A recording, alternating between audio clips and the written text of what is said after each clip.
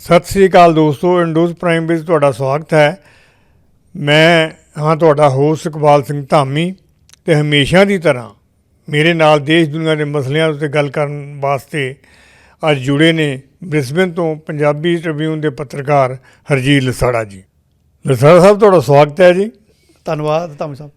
ਲਸਾੜਾ ਸਾਹਿਬ, ਬਹੁਤ ਮਸਲੇ ਨੇ ਪੰਜਾਬ ਦੇ, ਲੇਕਿਨ ਸਭ ਤੋਂ ਪਹਿਲਾ ਮਸਲਾ ਜਿਹੜਾ ਪੰਜਾਬ ਦੇ ਵਿੱਚ ਬਹੁਤ ਵੱਡੇ ਪੱਧਰ ਦੇ ਉੱਤੇ ਜਿਹੜਾ ਯੁੱਧ ਨਸ਼ਿਆਂ ਵਿਰੁੱਧ ਚੱਲ ਰਹੀ ਮੁਹਿੰਮ, ਉਹਦੇ ਤਹਿਤ ਜਿਹੜਾ ਇੱਕ ਸਰਪੰਚ ਫੜਿਆ ਗਿਆ ਜਿਹਦੇ ਕੋਲੋਂ ਬਹੁਤ ਵੱਡੇ ਪੱਧਰ 'ਤੇ ਨਸ਼ੇ ਦੀ ਖੇਪ ਫੜੀ ਗਈ ਆ, ਇਹਦੇ ਬਾਰੇ ਤੁਸੀਂ ਕੀ ਕਹਿਣਾ ਚਾਹੋਗੇ? ਜੀ ਧੰਨਵਾਦ ਧਾਮੀ ਸਾਹਿਬ।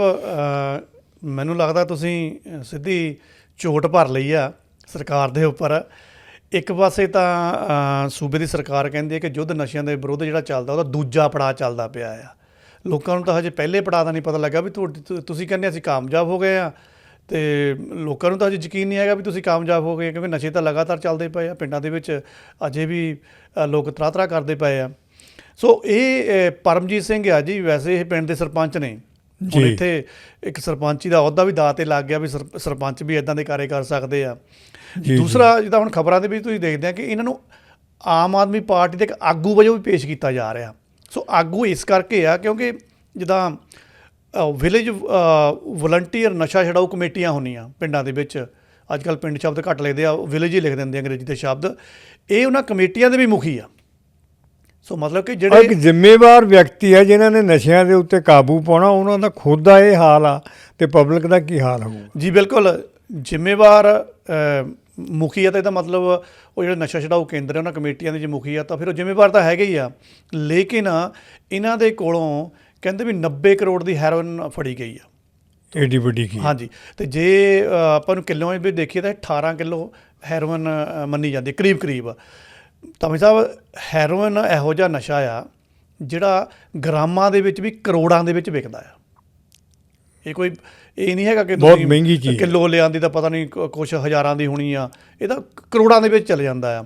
ਸੋ ਜੇ ਐਡੀ ਵੱਡੀ ਖੇਪ ਇੱਕ ਮੁਖੀ ਔਰ ਉਸੇ ਚੀਜ਼ ਦਾ ਮੁਖੀ ਜਿੱਥੇ ਤੁਸੀਂ ਚੀਜ਼ਾਂ ਨੂੰ ਕਾਬੂ ਪਾਉਣਾ ਆ, ਉਹ ਅਗਰ ਫੜਿਆ ਜਾਂਦਾ ਆ, ਮੌਜੂਦਾ ਸਰਕਾਰ ਦਾ ਆਗੂ ਹੋਵੇ, ਤਾਂ ਬੜੀ ਨਮੋਸ਼ੀ ਵਾਲੀ ਗੱਲ ਆ। ਇੱਕ ਤਾਂ ਸਰਪੰਚੀ ਦੇ ਅਹੁਦੇ ਦੇ ਉੱਪਰ ਇਹ ਦਾਗ ਲੱਗਦਾ ਆ ਕਿ ਤੁਸੀਂ ਪਿੰਡ ਦੇ ਮੁਖੀ ਹੋ, ਤੁਸੀਂ ਸੇਧ ਕੀ ਦੇਣੀ ਆ, ਕਿਉਂਕਿ ਪਿੰਡਾਂ ਦੀਆਂ ਪੰਚਾਇਤਾਂ ਤਾਂ ਅੱਜ ਵੀ ਇਹ ਕਹਿੰਦੀਆਂ ਕਿ ਤੁਸੀਂ ਕਹਿੰਦੇ ਨਸ਼ੇ ਛਡਾਤੇ ਆ, ਨਸ਼ੇ ਮੁੱਕ ਗਏ ਆ, ਵੀ ਪਿੰਡਾਂ ਵਿੱਚ ਤਾਂ ਨਸ਼ਾ ਵਿਕਦਾ ਪਿਆ। ਇਹ ਸਰਕਾਰ ਦੀ, ਪੰਜਾਬ ਸਰਕਾਰ ਦੀ ਸਾਖ ਨੂੰ ਵੀ ਬਹੁਤ ਬੜੀ ਢਾਹ ਆਇਆ ਇਹ ਹੋਵੇ। ਬਿਲਕੁਲ, ਜੇ ਕਿਉਂਕਿ ਤੁਸੀਂ ਜਿਸ ਪਾਰਟੀ ਨਾਲ ਸੰਬੰਧਿਤ ਹੋ ਤਾਂ ਫਿਰ ਉਹ ਢਾਹ ਤਾਂ ਲੱਗਦੀ ਆ। ਪਰ ਹੈਰਾਨੀ ਦੀ ਇਹ ਗੱਲ ਹੈ ਕਿ ਸਾਡੀ ਵਿਧਾਨ ਸਭਾ ਦੇ ਵਿੱਚ ਬਜਟ ਸੈਸ਼ਨ ਦੇ ਵਿੱਚ ਤੁਸੀਂ ਮਤੇ ਪਾ ਰਹੇ ਹੋ, ਨਿੰਦਾ ਦਾ ਮਤਾ ਪਾ ਰਹੇ ਹੋ। ਤੁਸੀਂ ਕਿਸੇ ਵਿਧਾਇਕ ਨੂੰ ਖੜ ਕੇ ਛਾਤੀਆਂ ਠੋਕ ਕੇ, ਜਾਂ ਤੁਸੀਂ ਕਹਿ ਲਓ ਕਿ ਤੌਹਮਤਾਂ ਲਾ ਕੇ ਉਹਨੂੰ ਤੁਸੀਂ ਵੰਗਾਰ ਰਹੇ ਹੋ ਕਿ ਤੈਨੂੰ ਦੇਖ ਲਾਂਗੇ, ਅਸੀਂ ਐਂ ਕਰ ਲਾਂਗੇ, ਔਰ ਉਹ ਬੰਦੇ ਨੂੰ ਤੁਸੀਂ ਬੋਲਣ ਦਾ ਮੌਕਾ ਤੱਕ ਵੀ ਨਹੀਂ ਦਿੰਦੇ ਆਪਣੀ ਸਫਾਈ ਦੇ ਲਈ, ਜਿਹਨੂੰ ਬਾਹਰ ਮੀਡੀਆ 'ਚ ਜਾ ਕੇ ਆਪਣੀ ਸਫਾਈ ਦੇਣੀ ਪੈਂਦੀ ਕਿ ਭਾਈ ਮੈਂ ਤਾਂ ਇਹ ਬੋਲੇ ਨਹੀਂ, ਕਿਸੇ ਦੇ ਬੋਲ ਸੀਗੇ। ਇਹੋ ਜਿਹੀ ਤੁਸੀਂ ਬਹਿਸ ਕਰਨਾ ਉੱਥੇ ਜਾਇਜ਼ ਸਮਝਦੇ ਹੋ। ਲੇਕਿਨ ਅਗਰ ਤੁਹਾਡਾ ਕੋਈ ਆਗੂ, ਤੁਹਾਡਾ ਕੋਈ ਬੰਦਾ ਐਡੀ ਵੱਡੀ ਨਸ਼ਿਆਂ ਦੀ ਖੇਪ ਦੇ ਨਾਲ ਫੜਿਆ ਗਿਆ, ਉਹਦੇ ਲਈ ਤੁਸੀਂ ਉੱਥੇ ਕੋਈ ਚਰਚਾ, ਉਹਦੇ ਦੋ ਸ਼ਬਦ ਬੋਲਣ ਲਈ ਸਾਡੇ ਕੋਲ ਹੈ ਨਹੀਂ। ਅਤੇ ਜੇ 0 ਆਵਰ ਦੇ ਵਿੱਚ ਕੋਈ ਗੱਲ ਉਠਾਉਂਦਾ ਵੀ ਆ ਵਿਰੋਧੀ ਧਿਰ ਦਾ ਬੰਦਾ ਕਿ ਬਈ ਇਸ ਵਿਸ਼ੇ ਦੇ ਉੱਪਰ ਵੀ ਗੱਲ ਕਰ ਲਓ, ਉਹ 'ਚ ਵੀ ਤੁਸੀਂ ਬੋਲ ਕੇ ਚੱਲ ਜਾਂਦੇ ਆ। ਤੁਸੀਂ ਵਿਰੋਧੀ ਧਿਰ ਦੇਣ ਤੋਂ ਟਾਈਮ ਹੀ ਨਹੀਂ ਛੱਡਦੇ ਹੈਗੇ। ਇਹੋ ਹੀ ਜੇ ਬੰਦਾ ਜੇ ਦੂਜੀ ਧਿਰ ਦਾ, ਵਿਰੋਧੀ ਧਿਰ ਦਾ ਹੁੰਦਾ, ਕਿਸੇ ਦਾ ਨਾਲ ਜੁੜਿਆ ਹੁੰਦਾ, ਤਾਂ ਫਿਰ ਉਹਦੀ ਗੱਲ ਕੁਛ ਹੋਰ ਹੋਣੀ ਸੀ। ਬਿਲਕੁਲ। ਸੋ ਇਹ ਜਿਹੜਾ ਸਰਪੰਚ ਫੜਿਆ ਗਿਆ ਆ, ਇਹ ਕੋਈ ਸਾਡੇ ਸੂਬੇ ਦੀ ਵਿਜੀਲੈਂਸ ਇਹਦੀ ਕੋਈ ਪ੍ਰਾਪਤੀ ਨਹੀਂ ਹੈਗੀ। ਇਹਨੂੰ ਫੜਿਆ ਹੈਗਾ NCB ਨੇ। NCB ਹੁੰਦਾ ਹੈ ਨਾਰਕੋਟਿਕ ਕੰਟਰੋਲ ਬਿਊਰੋ ਨੇ। ਸੋ ਇਹ ਨਸ਼ੇ ਦੇ ਨਾਲ ਸੰਬੰਧਿਤ ਹੁੰਦੀ ਆ, ਜਿਨ੍ਹਾਂ ਨੇ ਦੇਖ ਰੇਖ ਰੱਖਣੀ ਹੁੰਦੀ ਆ, ਉਹਨਾਂ ਨੇ ਇਹਨੂੰ ਕਾਬੂ ਕੀਤਾ ਆ। ਸੋ ਇਹ ਹੁਣ ਦੇਖਣਾ ਪਊਗਾ ਵੀ ਜੇ ਤੁਹਾਡੀ ਪਾਰਟੀ ਨਾਲ ਉਹ ਸੰਬੰਧਿਤ ਆ ਔਰ ਉਹ ਸਰਪੰਚ ਆ ਪਿੰਡ ਦਾ, ਕਿਆ ਉਹ ਐਡੀ ਵੱਡੀ ਹਿੰਮਤ ਕਰ ਸਕਦਾ ਕਿ ਉਹ ਆਪਣੇ ਬਲਬੂਤੇ ਦੇ ਉੱਪਰ ਐਡਾ ਵੱਡਾ ਇਹ ਨਸ਼ੇ ਦਾ ਕਾਰੋਬਾਰ ਕਰ ਲਵੇ, ਐਡੀ ਵੱਡੀ ਤਸਕਰੀ ਕਰ ਲਵੇ? ਇਹਦਾ ਮਤਲਬ ਇਹ ਹੋਇਆ ਕਿ ਆਪਾਂ ਚਲੋ ਇੱਥੇ ਤਸਦੀਕ ਤਾਂ ਨਹੀਂ ਕਰਦੇ ਹੈਗੇ, ਪਰ ਫਿਰ ਵੀ ਲੋਕਾਂ ਦੇ ਮਨਾਂ ਦੇ ਵਿੱਚ ਤਾਂ ਖਿਆਲਾਤ ਆਉਂਦੇ ਹੀ ਆ, ਜਾਂ ਉਹਨਾਂ ਨੂੰ ਲੱਗਦੇ ਆ ਕਿ ਬਿਨਾਂ ਸੰਤਰੀਆਂ ਮੰਤਰੀਆਂ ਤੋਂ, ਬਿਨਾਂ ਪੁਲਿਸ ਦੀ ਭੁਗਤ ਤੋਂ ਐਡੀ ਵੱਡੀ ਖੇਪ ਹੈਰੋਇਨ ਦੀ ਇੱਧਰ ਉੱਧਰ ਕਿੱਦਾਂ ਹੋ ਸਕਦੀ ਆ। ਸੋ ਸਾਰੇ ਸ਼ੱਕ ਦੇ ਘਿਰੇ 'ਚ, ਲੇਕਿਨ ਗੱਲ ਸਾਰੀ ਮਿਲੀ ਭੁਗਤ ਦੀ ਗੱਲ ਹੀ ਹੈਗੀ ਆ। ਉਂਝ ਤਾਂ ਕੀਤਾ ਹੀ ਨਹੀਂ ਜਾ ਸਕਦਾ। ਐਡਾ ਵੱਡਾ ਕੰਮ ਜਿਹੜਾ ਆ ਇਕੱਲਾ ਬੰਦਾ ਕੋਈ ਨਹੀਂ ਕਰ ਸਕਦਾ। ਉਹਦੇ ਪਿੱਛੇ ਕੁਛ ਨਾ ਕੁਛ, ਫਿਰ ਲੋਕਾਂ ਨੂੰ ਰਾਹਤ ਕਿਵੇਂ ਮਿਲੇਗੀ? ਦੇਖੋ, ਇਹਦੇ ਵਿੱਚ ਧਾਮੀ ਸਾਹਿਬ ਸਵਾ 4 ਸਾਲ ਲੰਘ ਗਏ ਨੇ, ਤਕਰੀਬਨ ਸਾਡੇ ਕੋਲ ਪੌਣਾ ਕੁ ਸਾਲ ਜਾਂ ਸਾਲ ਕੁ ਬਚਿਆ ਆ। ਜੇ ਉਹਦੇ ਵਿੱਚ ਆਪਾਂ ਚੋਣ ਜ਼ਾਬਤੇ ਦਾ ਸਮਾਂ ਕੱਢ ਦਈਏ ਤਾਂ ਤਕਰੀਬਨ ਸਰਕਾਰ ਦੇ ਕੰਮ ਕਰਨ ਦੇ ਤਾਂ 4-5 ਮਹੀਨੇ ਹੀ, ਬਚੇ ਆ। ਜੇ ਤਾਂ ਤੁਸੀਂ ਹੁਣ ਇਹ ਚਾਹੁੰਦੇ ਆ ਵੀ ਸਰਕਾਰਾਂ ਇਹਨਾਂ ਦੇ ਉੱਪਰ ਕੋਈ ਠੱਲ ਪਾ ਦੇਣਗੀਆਂ ਜਾਂ ਕੋਈ ਤੁਹਾਨੂੰ ਨਤੀਜਾ ਬਣਾ ਕੇ ਦੇ ਦੇਣਗੀਆਂ, ਇਹ ਤਾਂ ਫਿਰ ਐਵੇਂ ਕੋਈ ਉਹ ਪਰੀਆਂ ਦੀਆਂ ਕਹਾਣੀਆਂ ਸੋਚਣ ਵਾਲੀਆਂ ਗੱਲਾਂ ਹੀ ਆ। ਨਹੀਂ, ਅਗਰ ਸਰਕਾਰ ਇਹਦੇ ਉੱਤੇ ਕਿਸੇ ਕਿਸਮ ਦਾ ਐਕਸ਼ਨ ਲੈਂਦੀ ਤੇ ਇਹਦੇ ਨਾਲ ਸਰਕਾਰ ਦੀ ਆਭਾ ਹੋਣੀ ਸੀ। ਸਗੋਂ ਦੇਖੋ, ਜ਼ੀਰੋ ਆਵਰ ਅਗਰ ਵਿਧਾਨ ਸਭਾ ਦੇ ਵਿੱਚ ਆਪਾਂ ਗੱਲ ਕਰਦੇ ਹਾਂ ਤਾਂ ਉਹਦੇ ਵਿੱਚ ਜਿਹੜੀ ਹਾਕਮ ਪਾਰਟੀ ਹੁੰਦੀ ਆ ਉਹ ਇਸ ਤਰ੍ਹਾਂ ਦੇ ਜਿਹੜੇ ਮਸਲੇ ਹੁੰਦੇ ਆ ਉਹਨਾਂ ਦੇ ਲਈ ਵਿਰੋਧੀ ਧਿਰ ਨੂੰ ਵੀ ਸੱਦਾ ਦਿੰਦੀ ਆ। ਲੇਕਿਨ ਸਾਡੀ ਵਿਧਾਨ ਸਭਾ ਦੇ ਵਿੱਚ ਤਾਂ ਗੱਲਾਂ ਹੀ ਕੁਝ ਹੋਣ ਡਈਆਂ, ਉੱਥੇ ਤਾਂ ਧਮਕੀਆਂ ਇੱਕ ਦੂਸਰੇ ਨੂੰ ਦੇਣ ਡਈਆਂ, ਮੈਂ ਤੈਨੂੰ ਦੇਖ ਲੂੰ, ਮੈਂ ਤੈਨੂੰ ਚੱਕ ਦੂੰ, ਮੈਂ ਤੈਨੂੰ ਰੱਖ ਦੂੰ। ਚਲੋ ਇਸ ਗੱਲ ਤੇ ਵੀ ਅਸੀਂ ਆਉਂਦੇ ਹਾਂ।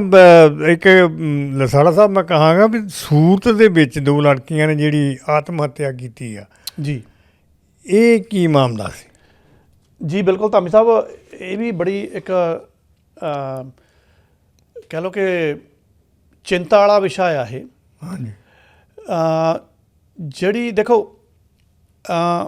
ਜੇ ਆਪਾਂ ਮਨੁੱਖ ਦਾ ਸੁਭਾਅ ਦੇਖੀਏ, ਹੁਣ ਜਿੱਦਾਂ ਆਪਾਂ ਕਹਿੰਦੇ ਵੀ ਅੱਜ ਦਾ ਜਿਹੜਾ ਪਦਾਰਥਵਾਦੀ ਯੁੱਗ ਆ, ਮਟੀਰੀਅਲਿਸਟਿਕ ਯੁੱਗ ਆ, ਵੀ ਸਮੱਸਿਆਵਾਂ ਬਹੁਤ ਆ, ਹਰੇਕ ਬੰਦਾ ਚਾਹੁੰਦਾ ਕਿ ਮੈਂ ਫਟਾਫਟ ਤਰੱਕੀ ਕਰ ਜਾਵਾਂ। ਬਿਲਕੁਲ ਠੀਕ ਆ ਜੀ।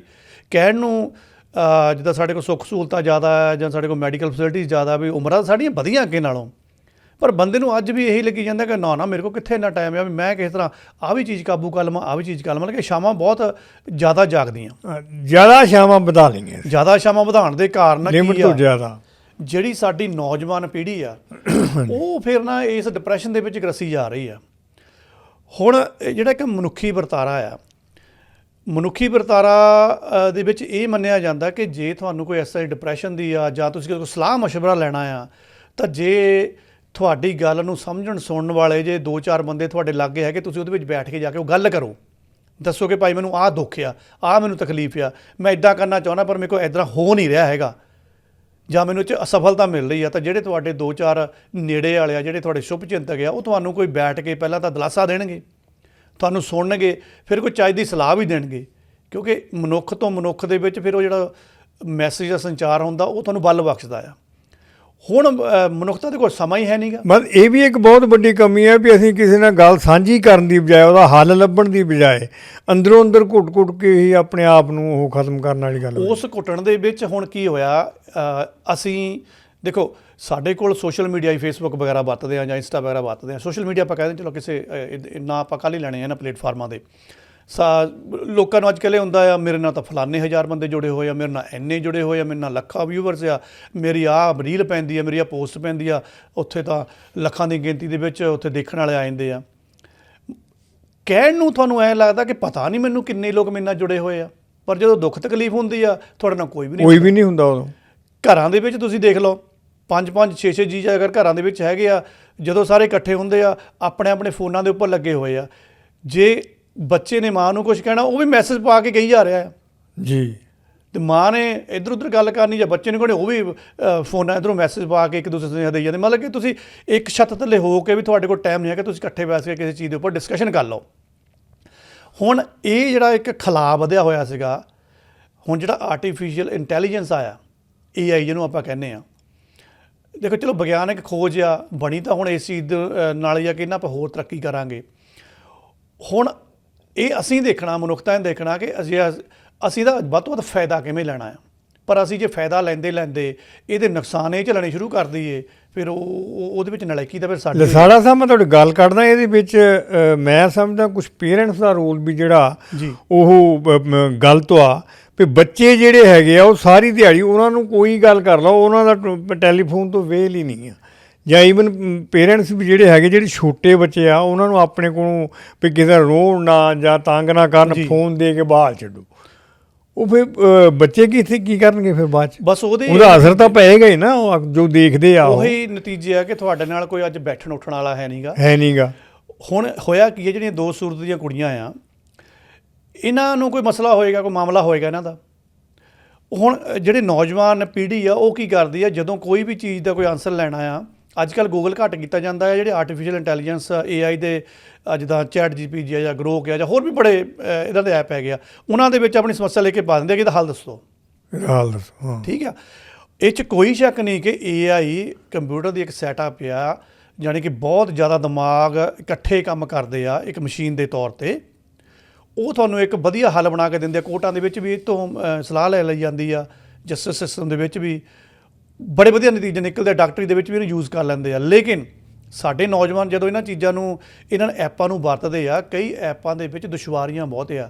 ਹੁੰਦਾ ਕੀ ਆ ਕਿ ਕਈ ਐਪ ਨਾ ਤੁਹਾਨੂੰ ਆਤਮ ਹੱਤਿਆ ਨੂੰ ਪ੍ਰੇਰਿਤ ਕਰਨਾ ਸ਼ੁਰੂ ਕਰ ਦਿੰਦੇ ਆ। ਤੁਸੀਂ ਹੋਰ ਉੱਦਾਂ ਦੇ ਉਹਨੂੰ ਸਵਾਲ ਪਾਉਂਦੇ ਹੋ, ਹੋਰ ਤੁਹਾਨੂੰ ਵਿੱਚ ਉਹ ਸ਼ਾਮਲ ਕਰਦਾ ਜਾਂਦਾ ਹੈ। ਬਹੁਤ ਡੇਂਜਰਸ ਨੇ ਉਹ ਹੌਲੀ ਹੌਲੀ ਨਾ ਤੁਹਾਡੇ 'ਚ ਇੰਨੀ ਉਤਸੁਕਤਾ ਪੈਦਾ ਕਰ ਦਿੰਦਾ ਹੈ ਕਿ ਤੁਸੀਂ ਆਤਮ ਹੱਤਿਆ ਨੂੰ ਤੁਰ ਜਾਂਦੇ ਆ। ਉੱਥੇ ਜੇ 4 ਬੰਦੇ ਤੁਹਾਡੇ ਨਾਲ ਬੈਠੇ ਹੁੰਦੇ ਹੋਣ, ਉਹ ਤੁਹਾਨੂੰ ਇਸ ਪਾਸੇ ਨਹੀਂ ਤੋਰ ਸਕਦੇ, ਉਹ ਤੁਹਾਨੂੰ ਹੋਰ ਬਲ ਬਖਸ਼ਣਗੇ, ਨਹੀਂ ਕੋਈ ਗੱਲ ਨਹੀਂ, ਤੇਰੇ ਨਾਲ ਖੜੇ ਆ, ਤੇ ਨਾ ਅਸੀਂ ਮਦਦ ਕਰਦੇ ਹਾਂ, ਤੇਰੀ ਆਹ ਸਮੱਸਿਆ ਇਹਨੂੰ ਇੱਦਾਂ ਕਰ ਸਕਦੇ ਹਾਂ। ਇਹ ਐਪ ਉਹ ਮਸ਼ੀਨੀ ਲੈਂਗੁਏਜ ਆ ਜਿਹੜੀ ਤੁਹਾਨੂੰ ਸੁਜੈਸ਼ਨਸ, ਤੁਹਾਨੂੰ ਸਲਾਹ ਦਿੰਦੀ ਆ। ਇਹਨਾਂ ਕੁੜੀਆਂ ਨੂੰ ਉਹ ਜਿੱਦਾਂ AI ਦੇ ਵਿੱਚੋਂ ਉਹ ਆਪਣੀ ਉਹ ਸਲਾਹ ਮਸ਼ਵਰਾ ਲੈਂਦੇ ਗਏ, ਉਹ ਇਹਨਾਂ ਨੂੰ ਆਤਮ ਹੱਤਿਆ ਨੂੰ ਪ੍ਰੇਰਿਤ ਕਰਦੇ ਗਏ, ਤੇ ਇਹਨਾਂ ਦੇ ਦਿਮਾਗ ਦੇ ਵਿੱਚ ਉਹ ਚੀਜ਼ ਇੰਨੀ ਕੁ ਗਰਸੀ ਗਈ, ਇਹਨਾਂ ਨੇ ਆਤਮ ਹੱਤਿਆ ਕਰ ਲਈ। ਮਾੜੀ ਗੱਲ ਹੋਈ। ਅੱਛਾ, ਦੂਜਾ ਲਸਾੜਾ ਸਾਹਿਬ, ਅੱਜ ਕੱਲ੍ਹ ਕਰੋਨਾ ਵੈਕਸੀਨ ਜਿਹੜੀ ਉਹ ਫਿਰ ਦੁਬਾਰਾ ਚਰਚਾ ਦੇ ਵਿੱਚ ਆ ਗਈ। ਜੀ ਬਿਲਕੁਲ ਧਾਮੀ ਸਾਹਿਬ, ਤੁਸੀਂ ਕਿੰਨੇ ਕੁ ਟੀਕੇ ਲਵਾਏ ਸੀ ਆਪਣੇ ਟਾਈਮ ਤੇ? ਉਹ ਤਾਂ ਸਾਰਿਆਂ ਨੇ, ਤੁਸੀਂ ਬੂਸਟਰ ਵੀ ਲਵਾ ਕੇ ਆਏ ਸੀ? ਮੈਂ ਵੀ ਲਵਾਏ, ਸਾਰੇ ਹੀ ਲਵਾਏ ਮੈਂ ਵੀ ਜੀ। 2 ਮੌਤਾਂ ਦਾ ਮਾਮਲਾ ਆਇਆ ਜੀ ਸਾਡੇ ਕੋਲ ਜੀ। ਠੀਕ ਆ ਜੀ। ਵੈਸੇ ਤਾਂ ਜਿਹੜੀ ਆਪਣੀ ਪੰਜਾਬ ਦੀ ਲੁਕਾਈ ਆ ਜੀ, ਇਹ ਵੀ ਪੰਜਾਬ ਦੇ ਮੁੱਦੇ ਭੁੱਲ ਗਈ ਆ, ਕਿਉਂਕਿ ਅਸੀਂ ਉਹ ਨਾ ਹੀ ਉਹਨਾਂ ਚੀਜ਼ਾਂ ਨੂੰ, ਆਰਟੀਕਲਾਂ ਨੂੰ ਪੜ੍ਹਦੇ ਹਾਂ, ਅਤੇ ਨਾ ਹੀ ਅਸੀਂ ਧਿਆਨ ਦਿੰਦੇ ਹਾਂ। ਸਾਨੂੰ ਇਹਨਾਂ ਚੀਜ਼ਾਂ 'ਚ ਬੜਾ ਮਜ਼ਾ ਆਉਂਦਾ ਕਿ ਅੱਜ ਖਹਿਰਾ ਕੀ ਬੋਲ ਗਿਆ, ਅੱਜ ਚੀਮਾ ਕੀ ਬੋਲ ਗਿਆ, ਅੱਜ ਬਾਜਵਾ ਕੀ ਬੋਲ ਗਿਆ, ਅੱਜ ਮਾਨ ਹੋਣੀ ਕਿਹੜੀ ਭਾਬੀ ਦੀਆਂ ਗੱਲਾਂ ਕਰ ਗਏ। ਸੌਰੀ ਟੂ ਸੇ, ਹੈਗੀ ਤਾਂ ਹੁਣ ਅਸਲੀਅਤ ਹੀ ਹੈ ਨਾ। ਉਹ ਹਰਾ ਸੂਟ ਪਾਈ ਹੋ ਸੀ, ਜਾਂ ਉਹ ਐਂ ਸੀ, ਹੁਣ ਮਿੱਤੇ ਸਾੜੀ ਪਾ ਕੇ ਫੁੱਲ ਮਾਰਦੀ ਆ। ਸਾਨੂੰ ਇਹਨਾਂ ਚੀਜ਼ਾਂ 'ਚ ਬੜਾ ਸਵਾਦ ਆਉਂਦਾ। ਸਾਨੂੰ ਪਤਾ ਹੀ ਨਹੀਂ ਹੈਗਾ ਵੀ ਇਹਨਾਂ ਬੰਦਿਆਂ ਨੂੰ ਖੜ ਕੇ ਇਹ ਸਵਾਲ ਕਰੋ ਕਿ ਇਹ ਪੰਜਾਬ ਦੇ ਮੁੱਦੇ ਆ। ਮੈਂ ਮੁੱਦੇ ਛੱਡ ਕੇ ਲੋਕਾਂ ਨੂੰ ਇਸ ਪਾਸੇ ਲਾਤਾ ਪਿਆ, ਆਹ ਦੇਖੋ ਤਾਂ ਇੰਜੋਏ ਕਰੋ। ਤਾਂ ਉਸ ਚੱਕਰ ਦੇ ਵਿੱਚ ਜਿਹੜੀ ਕਰੋਨਾ ਦੇ ਟੀਕੇ ਦੀ ਤੁਸੀਂ ਗੱਲ ਕੀਤੀ ਆ ਵੀ ਦੁਬਾਰਾ ਚਰਚਾ ਦੇ ਵਿੱਚ ਆ ਗਏ ਆ। ਟੀਕੇ ਨਹੀਂ ਦੁਬਾਰਾ ਲੱਗਣੇ, ਹਾਂ ਕੋਈ ਹੋਰ ਟੀਕੇ ਤੁਹਾਡੇ ਦੁਬਾਰਾ ਲੱਗ ਜਾਣ, ਉਹਦੀ ਮੈਂ ਗਰੰਟੀ ਨਹੀਂ ਦਿੰਦਾ ਹੈਗਾ।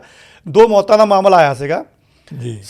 ਦੇਖੋ, ਪਹਿਲਾਂ ਜਦੋਂ ਕਰੋਨਾ ਕਾਲ ਆਇਆ, ਸੁਪਰੀਮ ਕੋਰਟ ਨੇ ਹਦਾਇਤ ਇਹ ਕੀਤੀ ਸੀਗੀ, ਕਾਨੂੰਨਨ ਹਦਾਇਤ, ਕਿ ਭਾਈ ਜਿਹਦੀ ਇੱਛਾ ਆ ਲਵਾ ਲਓ, ਜਿਹਦੀ ਨਹੀਂ ਇੱਛਾ ਹੈਗੀ ਨਾ ਲਵਾਓ। ਪਰ ਸਿਸਟਮ ਨੇ ਲੁਕਾਈ ਦੇ ਨਾਲ ਕੀਤਾ ਕੀ ਆ?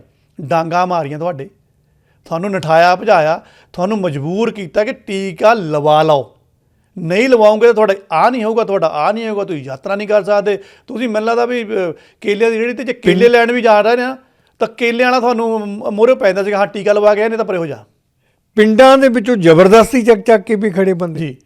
ਸੋ ਅਲੰਘਣਾ ਉਦੋਂ ਹੋਈ ਆ ਜੀ ਇਹ, ਕਿ ਅਸੀਂ ਕੋਰਟ ਦੇ ਜਿਹੜੇ ਮੈਸੇਜ ਤੁਹਾਨੂੰ ਆਇਆ, ਜਾਂ ਜਿਹੜਾ ਤੁਹਾਨੂੰ ਕਹਿ ਲਓ ਵੀ ਉਹਨਾਂ ਨੇ ਕਿਹਾ ਕਿ ਇੱਦਾਂ ਕਰਨਾ ਆ, ਤੁਸੀਂ ਲੋਕਾਂ ਨੇ ਕੀਤਾ ਧੱਕਾ। ਠੀਕ ਹੈ ਜੀ। ਚਲੋ ਕੁਛ ਪਰਸੈਂਟ ਨੇ ਨਹੀਂ ਵੀ ਲਵਾਇਆ, ਪਰ ਉਹਨਾਂ ਨੇ ਦੁਸ਼ਵਾਰੀਆਂ ਝੱਲੀਆਂ। ਉਹਨਾਂ ਨੂੰ ਐਂ ਸਮਝਿਆ ਗਿਆ ਕਿ ਖਰੇ ਇਹ ਪਤਾ ਨਹੀਂ ਕਿਹੜੇ ਬੰਦੇ ਨੇ, ਇਹਨਾਂ ਨੂੰ ਪਰੇ ਰੱਖੋ ਸਮਾਜ ਤੋਂ। ਉਹ ਟਾਈਮ ਲੰਘ ਗਿਆ। ਹੁਣ 2 ਮੌਤਾਂ ਹੋਈਆਂ, ਉਹਦੇ ਵਿੱਚ ਹੁਣ ਸੁਪਰੀਮ ਕੋਰਟ ਨੇ ਦੁਬਾਰਾ ਫੇਰ ਆਰਡਰ ਕੱਢੇ ਨੇ। ਉਹਨਾਂ ਨੇ ਇਹ ਨਿਯਮ ਬਣਾਇਆ ਵੀ ਭਾਈ, ਜਿੱਥੋਂ ਇਹ ਪਤਾ ਲੱਗਦਾ ਕਿ ਇਹ ਕੋਈ ਮੌਤ ਇਸ ਕਰਕੇ ਹੋਈ ਆ ਕਿ ਉਹਦੇ ਇਹ ਟੀਕੇ ਲੱਗੇ ਸੀਗੇ, ਉਹਨਾਂ ਕਰਕੇ ਦੁਸ਼ਵਾਰੀਆਂ ਪੈਦਾ ਹੋਈਆਂ, ਉਹਨਾਂ ਦੀ ਬਿਨਾਂ ਕੋਈ ਛਾਣਬੀਣ ਕੀਤੇ ਉਹਨਾਂ ਨੂੰ ਮੁਆਵਜ਼ਾ ਵਗੈਰਾ ਦਿਓ। ਸੋ ਇਹ ਹੁਣ ਹਦਾਇਤ ਕੀਤੀ ਆ, ਜਾਣੀ ਕਿ ਜਿਹੜਾ ਬੰਦਾ ਇਹਨਾਂ ਟੀਕਿਆਂ ਦੇ ਕਰਕੇ ਵਿਕਟਮ ਹੁਣ ਪਾਇਆ ਜਾਂਦਾ ਆ, ਜਾਂ ਮਹਿਸੂਸ ਹੁੰਦਾ ਕਿ ਯਾਰ ਉਹ ਟੀਕਿਆਂ ਕਰਕੇ ਆ ਬੰਦੇ ਨਾਲ ਆਹ ਸਰੀਰਕ ਤੌਰ 'ਤੇ ਕੋਈ ਪ੍ਰੋਬਲਮ ਆ ਗਈ ਆ, ਕਿ ਉਹ ਵਿਕਟਮ ਬਣ ਗਿਆ ਇਸ ਚੀਜ਼ ਦਾ, ਵੀ ਉਹਨਾਂ ਨੂੰ ਉਹਨਾਂ ਦਾ ਬਣਦਾ ਸਿੱਧਾ ਮੁਆਵਜ਼ਾ ਦਿਓ। ਬਾਲੀਆਂ ਇਨਵੈਸਟੀਗੇਸ਼ਨਾਂ ਨਹੀਂ ਪੈਣਾ ਹੈਗਾ ਕਿ ਐਂ ਆ ਜਾਂ ਓਂ ਆ, ਕਿਉਂਕਿ ਬਹਾਨੇ ਲਾ ਲੈਂਦੇ ਨੇ ਇਹਦੇ 'ਚ ਫਲਾਨੀ ਪ੍ਰੋਬਲਮ ਸੀ ਜਾਂ ਐਂ ਨਹੀਂ ਸੀ, ਓਂ ਸੀ। ਦੂਸਰਾ, ਜਿਹੜੀ ਐਸਟਰਾਜੈਨੇਕਾ ਆਪਣੇ ਕੋਵਿਡਸ਼ੀਲਡ ਲੱਗੀ ਆ, ਯੂਰਪ ਦੇ ਵਿੱਚ ਐਸਟਰਾਜੈਨੇਕਾ ਦੇ ਨਾਂ ਨਾਲ ਚੱਲੀ ਸੀਗੀ। ਇਹਦੇ ਵਿੱਚ ਵੀ ਜਿਹੜੀ ਹੁਣ ਲੇਟੈਸਟ ਸਰਵੇ ਸੀਗੀਆਂ, ਤੁਸੀਂ ਡਾਟਾਬੇਸ ਚੈੱਕ ਕਰ ਸਕਦੇ, ਉਹਨਾਂ ਨੇ ਕਿਹਾ ਕਿ ਫਾਈਜ਼ਰ ਦੇ ਉੱਪਰ ਨਹੀਂ ਬਹੁਤੀ ਸਮੱਸਿਆ ਆਈ।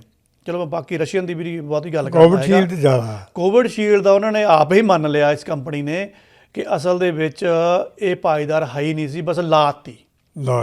ਈਵਨ ਕਿ ਹੁਣ ਸਾਡੀ ਦਵਾਈ ਤਾਂ ਫਿਰ ਉਹ ਪਾਕਿਸਤਾਨ 'ਚ ਵੀ ਸਾਰੇ ਉਹੀ ਲੱਗੀ ਆ। ਸੋ ਸਰਵੇਖਣ ਇਹ ਵੀ ਕਹਿੰਦਾ ਕਿ ਜਿਨ੍ਹਾਂ ਦੇ ਕੋਵਿਡਸ਼ੀਲਡ ਐਸਟਰਾਜੈਨੇਕਾ ਦੇ ਟੀਕੇ ਲੱਗੇ ਹੋਏ ਨਾ, ਦੌਰੇ ਵਗੈਰਾ, ਬਲੱਡ ਪ੍ਰੈਸ਼ਰ ਵਗੈਰਾ, ਜਾਂ ਲਹੂ ਦੀਆਂ ਪ੍ਰੋਬਲਮ ਵਗੈਰਾ ਉਹਨਾਂ 'ਚ ਜ਼ਿਆਦਾ ਆ ਰਹੀਆਂ। ਫਾਈਜ਼ਰ ਵਾਲਾ ਨਹੀਂ ਕੋਈ ਪ੍ਰੋਬਲਮ ਕ੍ਰੀਏਟ ਕਰਵਾ ਰਿਹਾ ਹੈਗਾ। ਹੋ ਸਕਦਾ ਉਹ ਵਧੀਆ ਹੋਵੇ ਥੋੜ੍ਹੀ। ਪਰ ਲਸਾੜਾ ਸਾਹਿਬ, ਇਹ ਗੱਲ ਤੁਸੀਂ ਤਾਂ ਇੰਨੀ ਗੱਲ ਕਹਿ ਕੇ ਗੱਲ ਛੱਡ ਦਿੱਤੀ ਵੀ ਜਦੋਂ ਦਵਾਤੀ ਉਹ 'ਚ ਆ ਰਿਹਾ, ਬਸ ਇੰਨੀ ਗੱਲ ਨਾਲ ਨਿਬੜ ਗਿਆ ਕੰਮ।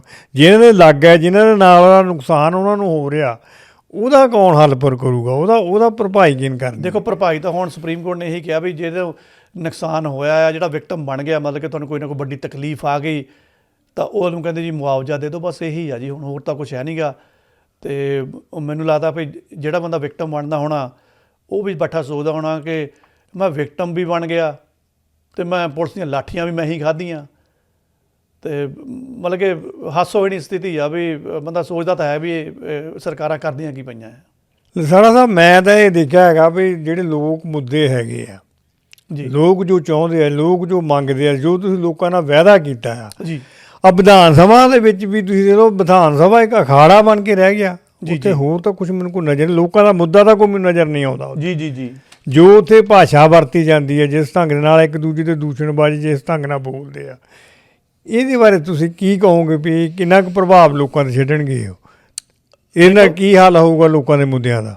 ਤਾਵੀ ਸਾਹਿਬ, ਇਹ ਵਿਸ਼ਾ ਵੈਸੇ ਪੰਜਾਬ ਦੇ ਵਿੱਚ ਕਾਫੀ ਹੁਣ ਸੁਰਖੀਆਂ 'ਚ ਚਲ ਗਿਆ ਆ, ਔਰ ਵੈਸੇ ਜਾਣਾ ਵੀ ਚਾਹੀਦਾ ਆ। ਪਰ ਜੇ ਆਪਾਂ ਥੋੜ੍ਹਾ ਜਿਹਾ 'ਤੇ ਹੋਰ ਆਪਾਂ ਗੌਰ ਕਰੀਏ, ਪੰਜਾਬ ਦੇ ਲੋਕ ਇਸ ਮੁੱਦੇ ਨੂੰ ਕਿਵੇਂ ਲੈਣ ਡਏ ਆ, ਉਹਨੂੰ ਗੰਭੀਰਤਾ ਨਾਲ ਲੈਣ ਡਏ ਆ, ਜਾਂ ਉਹਨਾਂ ਨੂੰ ਇਹ ਲੱਗਦਾ ਕਿ ਨਹੀਂ ਹਾਂ ਇਹ ਬੜਾ ਵੱਡਾ ਮੁੱਦਾ ਆ, ਇਹਦੇ ਉੱਪਰ ਡਿਸਕਸ਼ਨਾਂ ਹੋਣੀਆਂ ਚਾਹੀਦੀਆਂ? ਕਿਆ ਕੋਈ ਇਹੋ ਜਿਹਾ ਤਾਕਾ ਵੀ ਹੈਗਾ ਕਿ ਜਿਹੜਾ ਬੈਠ ਕੇ ਇਹ ਗੱਲਬਾਤ ਕਰੇ ਕਿ ਬਈ ਇਹ ਤਾਂ ਮੁੱਦਾ ਹੀ ਹੈ ਨਹੀਂ ਗਾ? ਸਾਡੇ ਤਾਂ ਪੰਜਾਬ ਦੇ ਮੁੱਦੇ, ਸਾਡਾ ਪੰਜਾਬ ਦਾ ਪਾਣੀਆਂ ਦਾ ਮੁੱਦਾ ਆ, ਸਾਡਾ ਬੇਰੁਜ਼ਗਾਰੀ ਦਾ ਮੁੱਦਾ ਆ, ਨਸ਼ਿਆਂ ਦਾ ਮੁੱਦਾ ਆ, ਚੰਡੀਗੜ੍ਹ ਦਾ ਮੁੱਦਾ ਆ, ਸਾਡੀ ਜਿਹੜੀ ਐਜੂਕੇਸ਼ਨ ਦਾ ਮੁੱਦਾ ਆ, ਹੈਲਥ ਦਾ ਮੁੱਦਾ ਆ। ਯਾਨੀ ਇਹਨਾਂ ਮੁੱਦਿਆਂ ਦੇ ਉੱਪਰ ਚਰਚਾ ਕਰਨ ਨੂੰ ਤਾਂ ਮਤਲਬ ਕਿ ਸਾਡੇ ਜਿਹੜੇ ਵਿਧਾਇਕ ਆ ਉਹਨਾਂ ਕੋਲ ਸਮਾਂ ਹੀ ਹੈ ਨਹੀਂ ਗਾ। ਸੋ ਬਜਟ ਸੈਸ਼ਨ ਦੇ ਵਿੱਚ ਗੱਲਬਾਤ ਕਿਹਨਾਂ ਚੀਜ਼ਾਂ ਦੇ ਹੋਈ ਆ? ਖਹਿਰਾ ਸਾਹਿਬ ਤੋਂ ਪਹਿਲਾਂ ਤਾਂ ਘੇਰਿਆ ਗਿਆ ਕਿ ਜੀ ਖਹਿਰਾ ਸਾਹਿਬ ਨੇ ਇਸ ਤਰ੍ਹਾਂ ਦੇ ਉੱਪਰ ਕੋਈ ਟਿੱਪਣੀਆਂ ਕੀਤੀਆਂ ਬਈ ਇਹ ਬਹੁਤ ਜ਼ਿਆਦਾ ਮਾੜੀਆਂ ਨੇ, ਇਹਦੇ ਉੱਪਰ ਜਿਹੜੀ ਹਾਕਮ ਪਾਰਟੀ ਸੀ ਉਹ ਨਿੰਦਾ ਮਤਾ ਲੈ ਕੇ ਆਈ ਆ। ਹੁਣ ਮੈਂ ਉਹ ਥੋੜ੍ਹੀ ਵਿਧਾਨ ਸਭਾ ਦੀ ਕਾਰਵਾਈ ਵੀ ਦੇਖੀ ਆ, ਉਹਦੇ ਵਿੱਚ ਚਲੋ ਹਾਕਮ ਪਾਰਟੀ ਨੇ ਤਾਂ ਹੋ ਹੱਲਾ ਜਿਹੜਾ ਕਰਨਾ ਸੀਗਾ, ਨਿੰਦਾ ਦਾ ਮਤਾ ਲੈ ਹੀ ਆ।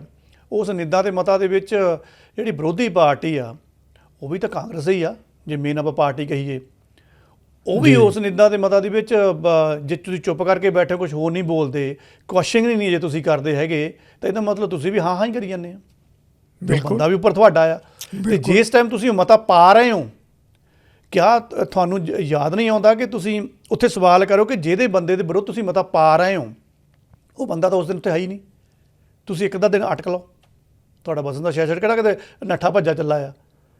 ਘੱਟ ਤੋਂ ਘੱਟ ਜੇ ਕਿਸੇ ਨੇ ਜੁਰਮ ਕੀਤਾ ਆ, ਜੇ ਕਾਨੂੰਨ ਉਹਨੂੰ ਸਜ਼ਾ ਸੁਣਾਉਂਦਾ ਆ, ਕਾਨੂੰਨ ਨੂੰ ਸਜ਼ਾ ਸੁਣਾਉਣ ਤੋਂ ਪਹਿਲਾਂ ਇੱਕ ਵਾਰ ਕਹਿੰਦਾ ਤਾਂ ਹੈਗਾ ਹਾਂ ਭਾਈ ਤੇਰੇ ਉੱਪਰ ਆਹ ਜੁਰਮ ਆ, ਅਸੀਂ ਤੈਨੂੰ ਸੋਚਦੇ ਕਿ ਤੈਨੂੰ ਆਹ ਸਜ਼ਾ ਸੁਣਾਈਏ, ਪਰ ਤੂੰ ਆਪਣੇ ਹੱਕ ਦੇ ਵਿੱਚ ਕੁਝ ਬੋਲਣਾ। ਉਹ ਬੰਦਾ ਹੀ ਹੈ ਨਹੀਂ ਗਾ, ਤੁਸੀਂ ਬੋਲਣ ਦਾ ਟਾਈਮ ਵੀ ਨਹੀਂ ਦਿੱਤਾ ਹੈਗਾ। ਲੇਕਿਨ ਉਹ ਬੰਦੇ ਨੇ ਬਾਅਦ ਵਿੱਚ ਕਲੀਅਰ ਵੀ ਕੀਤਾ ਖਹਿਰਾ ਸਾਹਿਬ ਨੇ ਕਿ ਭਾਈ ਇਹ ਮੇਰੀ ਟਿੱਪਣੀ ਨਹੀਂ ਸੀਗੀ, ਇਹ ਤਾਂ ਹਰਿਆਣੇ ਦਾ ਕੋਈ ਯੂਟਿਊਬਰ ਸੀਗਾ, ਮੈਂ ਉਹਦੀ ਟਿੱਪਣੀ ਕੋਡ ਕੀਤੀ। ਉਹਦੀ ਟਿੱਪਣੀ ਉਹਨੂੰ ਬਕਾਇਦਾ ਸਪੈਸ਼ਲ ਚ ਉਹਦਾ ਨਾਂ ਲਿਆ ਵੀ ਨਾਂ ਲਿਆ ਵੀ ਉਹਦਾ ਨਾਂ ਹੈਗਾ, ਸ਼ਾਇਦ ਉਹ ਨਾਂ ਵੀ ਲਿਆ ਮੇਰੇ ਖਿਆਲ ਉਹਦਾ। ਬਿਲਕੁਲ, ਉਹਨਾਂ ਨੇ ਹਰਿਆਣੇ ਦੇ ਯੂਟਿਊਬ ਦਾ ਨਾਂ ਲਿਆ ਕਿ ਮੈਂ ਤਾਂ ਉਹ ਚੀਜ਼ ਨੂੰ ਕੋਡ ਕੀਤਾ ਆ। ਹਾਂ ਹਾਂ, ਲੇਕਿਨ ਤੁਸੀਂ ਤਾਂ ਮੇਰੀ ਬਣਾ ਕੇ ਮਤਲਬ ਕਿ ਮੈਨੂੰ ਮੇਰੀ ਨੂੰ ਪੇਸ਼ ਕਰ ਵਿਰੁੱਧ ਮਤਾ ਪਵਾਤਾ। ਚਲੋ ਖੈਰ, ਬਜਟ ਸੈਸ਼ਨ ਦੇ ਵਿੱਚ ਤੁਸੀਂ ਇਹ ਮਤੇ ਪਵਾਉਣੇ ਆ, ਇਹ ਮਤਲਬ ਕਿੱਥੇ ਦੀ ਸਮਝਦਾਰੀ ਹੈ? ਸਾਡੀ ਫਿਰ ਵਿਰੋਧੀ ਧਿਰ ਦੇ ਉੱਪਰ ਵੀ ਥੋੜ੍ਹੇ ਕੀ ਜ਼ਿਆਦਾ ਹੀ ਆਪਾਂ ਨੂੰ ਗਿਲਾ ਸ਼ਿਕਵਾ ਹੁੰਦਾ ਕਿ ਮਤਲਬ ਕਿ ਤੁਸੀਂ ਇੱਕ ਵਿਰੋਧੀ ਧਿਰ ਦਾ ਵਧੀਆ ਰੋਲ ਵੀ ਨਹੀਂ ਨਿਭਾ ਸਕਦੇ ਉੱਥੇ, ਕਿ ਕਿਹੜੇ ਮੁੱਦਿਆਂ ਦੇ ਉੱਪਰ ਡਿਸਕਸ਼ਨ ਕਰਨੀਆਂ। ਮੂਹਰੇ ਚੋਣਾਂ ਹੈਗੀਆਂ, ਕਿਆ ਜਿਹੜਾ ਉਹਨਾਂ ਦਾ ਮਨਸੂਬਾ ਹੈ ਕਿ ਚੋਣਾਂ ਜਿੱਤਣੀਆਂ, ਇਹਦਾ ਮਤਲਬ ਤੁਹਾਡਾ ਵੀ ਉਹੀ ਮਨਸੂਬਾ ਚੋਣਾਂ ਜਿੱਤਣੀਆਂ ਹੈ। ਸੋ ਇਹ ਮਤਲਬ ਕਿ ਕਹਿ ਸਕਦੇ ਹਾਂ ਵੀ ਜਿਹੜੇ ਆਪਣੇ ਵਿਧਾਇਕ ਆ ਜਿਸ ਕੰਮ ਲਈ ਆਪਾਂ ਭੇਜੇ ਸੀਗੇ ਉਹ ਆਪਣੀ ਜ਼ਿੰਮੇਵਾਰੀ ਨਿਭਾ ਰਹੇ। ਮੁੱਦਿਆਂ ਤੇ ਕੋਈ ਗੱਲ ਨਹੀਂ ਹੈਗੀ, ਮੁੱਦਿਆਂ ਤੇ ਕੋਈ ਗੱਲ ਨਹੀਂ, ਨਜਾਇਜ਼ ਕਿਸਮ ਦੀਆਂ ਗੱਲਾਂ ਦੇ ਉੱਤੇ ਘੈਸੋ ਘੈਸੀ ਇੱਕ ਦੂਜੇ ਨਾਲ ਕਰੀ ਜਾਂਦੇ। ਦੂਸਰਾ ਮੈਂ ਧਾਮੀ ਸਾਹਿਬ ਆਪਾਂ ਜਿਹਨੂੰ ਥੋੜ੍ਹੇ ਹੋਰ ਆਪਾਂ ਖੋਲ੍ਹ ਕੇ ਗੱਲ ਕਰਾਂਗੇ, ਉੱਥੇ ਤੱਥ ਕਿਹੜੇ ਚੁੱਕੇ ਗਏ ਆ, ਉੱਥੇ ਹੋਰ ਕੀ ਇਹਨਾਂ ਨੇ ਬੇਨਿਯਮੀਆਂ ਕੀਤੀਆਂ ਆ, ਵਿਰੋਧੀ ਧਿਰ ਕਿੱਥੋਂ ਸਫਰ ਰਹੀ ਆ, ਹਾਕਮ ਧਿਰ ਕੀ ਜਿੱਤਣਾ ਚਾਹੁੰਦੀ ਆ। ਮੈਂ ਸਾਰੇ, ਕਿਉਂਕਿ ਮੈਂ ਉਹ ਸਾਰਾ ਸੈਸ਼ਨ ਦੇਖਿਆ, ਫਿਰ ਆਪਣੇ ਪੱਤਰਕਾਰ ਭਾਈਚਾਰੇ ਦੇ ਨਾਲ ਜਿਹੜੇ ਸਾਡੇ ਸੀਨੀਅਰਸ ਨੇ ਉਹਨਾਂ ਨਾਲ ਗੱਲਬਾਤ ਕੀਤੀ ਕਿ ਵੀ ਮਤਲਬ ਕਿ ਸਥਿਤੀਆਂ ਜਾ ਕਿੱਧਰ ਨੂੰ ਰਹੀਆਂ ਆ, ਉੱਦਾਂ ਹੀ ਜਾ ਰਹੀਆਂ ਕਿ ਜਾਣ ਬੁੱਝ ਕੇ ਉੱਧਰ ਲੈ ਕੇ ਜਾ ਰਹੀਆਂ। ਉਹ ਫਿਰ ਥੋੜ੍ਹਾ ਜਿਹਾ ਕਲੀਅਰ ਹੁੰਦਾ ਆ।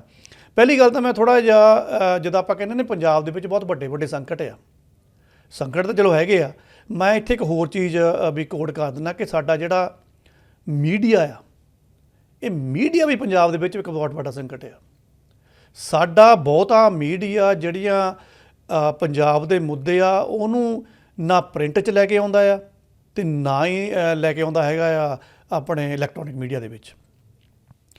ਇਹ ਵਾਲੀਆਂ ਜਿਹੜੀਆਂ ਚੀਜ਼ਾਂ ਜਿਹੜੀਆਂ ਸਾਡੇ ਬਜਟ ਸੈਸ਼ਨ ਦੇ ਵਿੱਚ ਹੋਈਆਂ ਆ, ਉੱਥੇ ਹਰਪਾਲ ਚੀਮਾ ਹੋਣੀ ਉੱਚਾ ਨੀਵਾਂ ਬੋਲੇ ਨੇ, ਠੀਕ ਹੈ ਜੀ। ਕਹਿਣ ਨੂੰ ਤਾਂ ਤੁਸੀਂ ਲਾਅ ਦੀ ਡਿਗਰੀ ਕੀਤੀ ਆ, ਪਰ ਜੇ ਲਾਅ ਦੀ ਡਿਗਰੀ ਕੀਤੀ ਹੈ, ਤੁਹਾਡੀ ਮਰਿਆਦਾ ਕਿੱਥੇ, ਤੁਹਾਡੇ ਬੋਲਣ ਦਾ ਹਿਸਾਬ ਕਿਤਾਬ ਆਹ ਕਿੱਥੇ ਕੀ ਬੋਲੀ ਹੋਈ, ਮੈਂ ਤੈਨੂੰ ਦੇਖ ਲਾਂਗਾ ਨਿਕਲੇ ਇਧਰ ਆ ਕਰ, ਇਹ ਕਿੱਦਾਂ ਦੀ ਬੋਲੀ ਹੈ? ਇਹ ਧਮਕੀਆਂ, ਤੂੰ ਬਾਹਰ ਚੱਲ, ਮੈਂ ਪੜ੍ਹੇ ਲਿਖਿਆ ਇਹ ਬੋਲੀ ਕੋਈ ਹੈ ਹੀ ਨਹੀਂ ਇਹੋ। ਇਹਦਾ ਮਤਲਬ ਤਾਂ ਐਂ ਆ ਕਿ ਇਹਨਾਂ ਨੂੰ ਇਦਾਂ ਕਹੋ ਵੀ ਇੱਕ ਹੋਸਟਲ ਤੁਹਾਨੂੰ ਆਪਾਂ ਵਿਹਲਾ ਕਰ ਦਿੰਦੇ ਆ, ਬਜਟ ਸੈਸ਼ਨ ਬਾਅਦ ਚ ਰਹਿਣ ਦੇ, ਤੁਸੀਂ ਕਿਹੜਾ ਕੰਮ ਦੀ ਗੱਲ ਕਰਨੀ ਆ? ਉਹ ਤੋਂ ਪਹਿਲਾਂ ਇਹੋ ਕੁਛ ਹੀ ਕਰ 40 ਜਣ ਤੁਸੀਂ ਚੱਲ ਜਾਓ, 35 ਜਣ ਵਿਰੋਧੀ ਚੱਲ ਜਾਓ, ਨਾਲ ਗੁੰਡੇ ਲੈ ਜਾਓ, ਲਾਠੀਆਂ ਲੂਠੇ ਲੈ ਜਾਓ, ਪਹਿਲਾਂ ਤਾਂ ਆਪਣਾ ਕੰਮ ਕਰਿਓ। ਜਦੋਂ ਤੁਹਾਡਾ ਕੰਮ ਨਹੀਂ ਫੇਰ ਆ ਕੇ ਮੁੱਦਿਆਂ ਤੇ ਗੱਲ ਫੇਰ ਆ ਕੇ ਪੰਜਾਬ ਦੀ ਗੱਲ ਕਰ ਲਿਓ। ਸੋ ਮੀਡੀਆ ਸਾਡਾ ਜਿਹੜਾ ਆ, ਮੀਡੀਆ ਕਿਉਂ ਨਹੀਂ ਇਹਨਾਂ ਚੀਜ਼ਾਂ ਨੂੰ ਕੋਡ ਕਰਦਾ, ਕਿਉਂ ਨਹੀਂ ਲੋਕਾਂ ਨੂੰ ਦਿਖਾਉਂਦਾ ਕਿ ਤੁਹਾਡੇ ਚੁਣੇ ਹੋਏ ਵਿਧਾਇਕ ਆਹ ਕੁਛ ਉੱਥੇ ਕਰਦੇ ਪਏ ਆ? ਉਹ ਜਿਹੜਾ ਉੱਥੇ ਸਮਾਂ ਚੱਲਦਾ ਆ, ਉੱਥੇ ਜਿਹੜਾ ਖਰਚਾ ਆ, ਉਹ ਕਿਹਦਾ ਆ? ਤੁਹਾਡਾ ਟੈਕਸ ਪੇਅਰ ਦਾ, ਪੰਜਾਬ ਵਾਲਿਆਂ ਦਾ ਹੀ ਆ। ਬਹੁਤ ਖਰਚਾ ਹੁੰਦਾ ਉੱਥੇ, ਇਕੱਲੇ ਸਕਿੰਟ ਦਾ ਖਰਚਾ ਹੁੰਦਾ ਆ। ਉੱਥੋਂ ਨਤੀਜਾ ਕੀ ਨਿਕਲਦਾ? ਕੁਛ ਵੀ ਨਹੀਂ ਨਿਕਲਦਾ। ਸੋ ਪੰਜਾਬ ਦੇ ਵੱਡੇ ਸੰਕਟਾਂ ਦੇ ਵਿੱਚ ਮੈਂ ਅੱਜ ਤੁਹਾਨੂੰ ਕਹਿ ਦਿੱਤਾ ਕਿ ਇੱਕ ਮੀਡੀਆ ਸੰਕਟ ਵੀ ਆ, ਵੀ ਹੁਣ ਕਰ ਲਓ ਐਡ। ਜਦੋਂ ਸਾਡਾ ਮੀਡੀਆ ਹੀ ਕਹਿ ਲਓ ਕਿ ਪੜ੍ਹਿਆ ਲਿਖਿਆ ਨਹੀਂ ਬਣਿਆ, ਫਿਰ ਮਤਲਬ ਕਿ ਕਿਹਨੂੰ ਆਪਾਂ ਮਾਂ ਦੀ ਮਾਸੀ ਕਵਾਂਗੇ? ਤੁਸੀਂ ਕੀ ਸੋਚਦੇ ਹੋ ਫਿਰ ਮੀਡੀਆ ਕਿਉਂ ਨਹੀਂ ਬਣਦਾ? ਉਹਦੇ ਪਿੱਛੇ ਕਾਰਨ ਕੀ ਆ? ਦੇਖੋ, ਕਾਰਨਾਂ ਲਈ ਉਹ ਤਾਂ ਕੰਮ ਵੱਡਾ ਹੋਣਾ, ਪਰ ਇਹ ਵੀ ਹੈ ਨਹੀਂ ਗਾ ਕਿ ਇਹਦੇ ਉੱਪਰ ਕਿਸੇ ਨੇ ਆਵਾਜ਼ ਨਹੀਂ ਉਠਾਈ। ਮੈਂ ਇਹਨੂੰ ਕਿਸੇ ਅਖਬਾਰ ਨਹੀਂ ਲੱਗੇ, ਲੇਕਿਨ ਮੈਂ ਆਪਣੇ ਅਦਾਰੇ ਦੇ ਵਿੱਚ ਦੇਖਿਆ, ਚਰਨਜੀਤ ਭੁੱਲਰ ਹੁਣੀ ਇਸ ਚੀਜ਼ ਦਾ, ਹੋ ਸਕਦਾ ਕਿ ਉੱਥੇ ਬੈਠ ਕੇ ਉਹ ਸੈਸ਼ਨ ਦੇਖਦੇ ਹੋਣ, ਪੂਰਾ ਉਹਨਾਂ ਨੇ ਉੱਤੇ ਖਬਰ ਲਾਈ, ਉਹ 'ਚ ਸਾਰਾ ਕੱਲਾ ਦੱਸਿਆ ਕਿ ਇਹਨਾਂ ਨੇ ਉਸ ਬਜਟ ਸੈਸ਼ਨ ਦੇ ਵਿੱਚ ਫਲਾਣੇ ਉਹਨੇ 9 ਕੋਡ ਕੀਤੇ ਨਾਲ ਪੂਰੇ।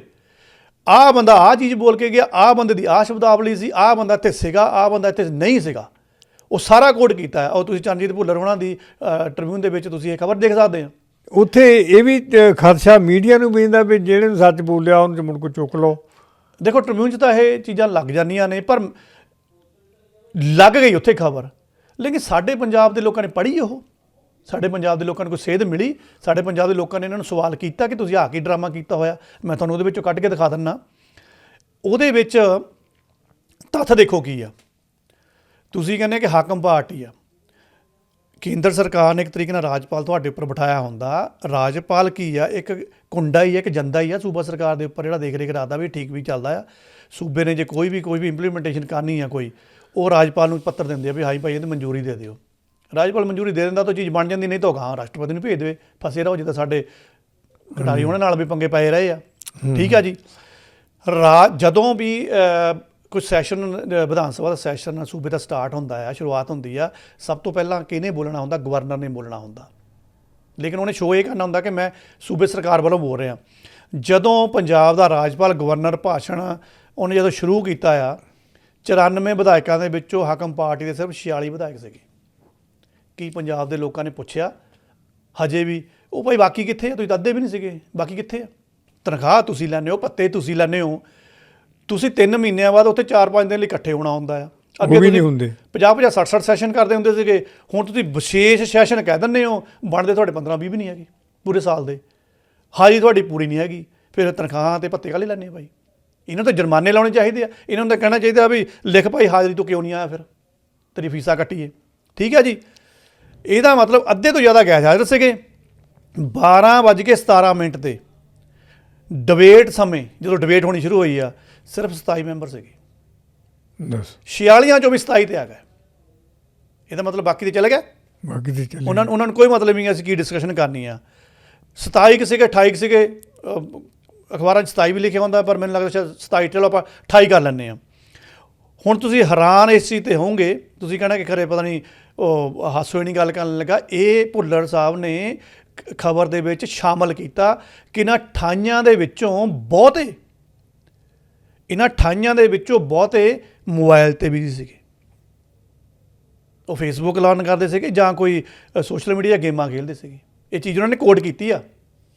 ਇਹਦਾ ਮਤਲਬ ਉੱਥੇ ਸੁਣਦੇ ਕਿੰਨੇ ਮਤਲਬ ਬਹੁਤ ਵੱਡੀ ਤਰਾਸਦੀ ਆ ਸਾਡੀ, ਵੀ ਸਾਡੀ ਕੋਈ ਜ਼ਿੰਮੇਵਾਰੀ ਨਹੀਂ ਹੈਗੀ। ਜਾਣੀ ਕਿ ਫਿਜ਼ੀਕਲੀ 28 ਜਾਣੇ ਬੈਠੇ ਤੇ 27-28 ਜਾਣੇ ਮੈਂਟਲੀ ਮੈਨੂੰ ਲੱਗਦਾ 5-7 ਜਾਣੇ ਨਹੀਂ ਹੋਣੇ। ਇਹਦਾ ਮਤਲਬ ਸਾਨੂੰ ਕਾਹਦੇ ਵਾਸਤੇ ਚੁਣ ਕੇ ਭੇਜਿਆ ਸੀ? ਉਹਨੇ ਸੰਜੀਦਾ ਹੀ ਨਹੀਂ ਹੈਗੇ।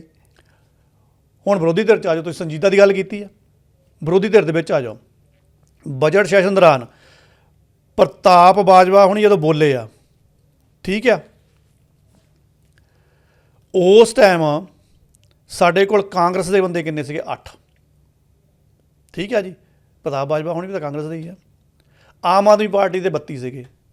ਇਹਨਾਂ ਵਿਰੋਧੀ ਧਿਰ ਵਾਲਿਆਂ ਨੂੰ ਪੁੱਛੋ, ਕਾਂਗਰਸ ਪਾਰਟੀ ਨੂੰ ਪੁੱਛੋ, ਤੁਸੀਂ ਕਾਹਦੇ ਵਿਰੋਧੀ ਧਿਰ ਆ? ਮਤਲਬ ਕਿ ਤੁਹਾਨੂੰ ਕਿ ਫੋੜੇ ਤੇ ਰਗੜ ਕੇ ਲਾਉਣਾ ਹੈ? ਤੁਹਾਨੂੰ ਪਤਾ ਨਹੀਂ ਕਿ ਵਿਰੋਧੀ ਧਿਰ ਦੀ ਜ਼ਿੰਮੇਵਾਰੀ ਕੀ ਹੁੰਦੀ ਹੈ? ਤੁਸੀਂ ਸਰਕਾਰ ਨੂੰ ਘੇਰਨਾ ਹੁੰਦਾ ਸਵਾਲਾਂ 'ਚ, ਤੁਸੀਂ ਖੁਦੇ ਨਹੀਂ ਘੇਰਨ ਨੂੰ ਤਿਆਰ ਹੈਗੇ। ਤੁਹਾਨੂੰ ਪਤਾ ਨਹੀਂ ਕਿ ਵਿਰੋਧੀ ਧਿਰ ਦਾ ਮਤਲਬ ਕੀ ਹੁੰਦਾ ਆ। ਇਸੇ ਕਰਕੇ ਤਾਂ ਉਹ ਵੀ ਉੱਧਰ ਚਵਲਾ ਮਾਰ ਜਾਂਦੇ ਆ, ਮੋਰੇ ਗੱਲਾਂ ਕਰਕੇ ਚਲੇ ਜਾਂਦੇ ਆ, ਫਲਾਨਾ ਐ ਆ, ਫਲਾਨਾ ਤੈਨੂੰ ਦੇਖ ਲਾਂਗੇ, ਐਂ ਕਰ ਦਾਂਗੇ, ਅਸੀਂ ਓਂ ਕਰ ਦਾਂਗੇ।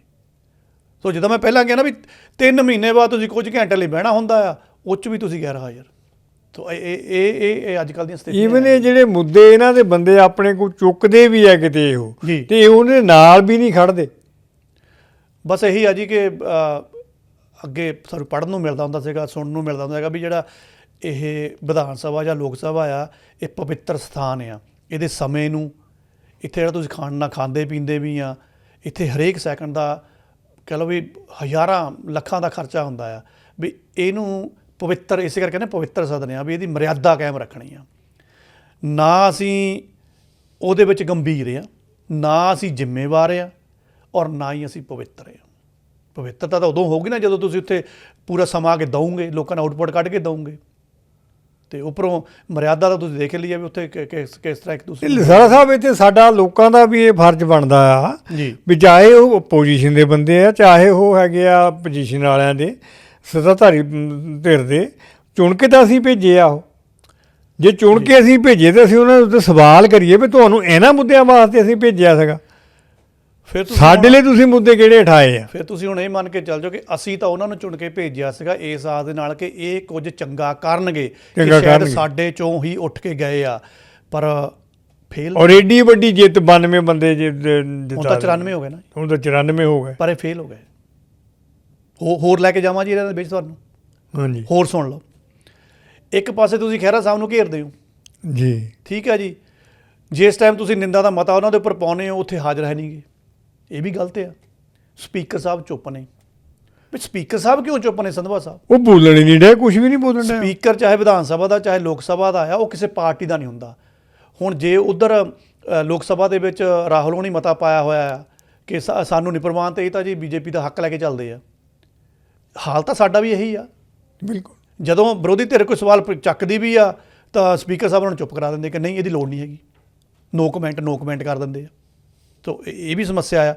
ਇੰਦਰਜੀਤ ਕੌਰ ਮਾਨ ਵਿਧਾਇਕਾ ਸਾਡੀ ਜੀ, ਉਹਨਾਂ ਦੀ ਮੈਂ ਤੁਹਾਨੂੰ ਕੋਟੇਸ਼ਨ ਕੋਡ ਕਰਦਾ, ਕਹਿੰਦੀ ਖਹਿਰੇ ਨੂੰ ਕਿਹਾ ਕਿ ਆ ਜਾਂਦੇ ਆ ਮੂੰਹ ਚੱਕ ਕੇ ਵੱਡੇ ਤੁਸੀਂ ਚੌਧਰੀ।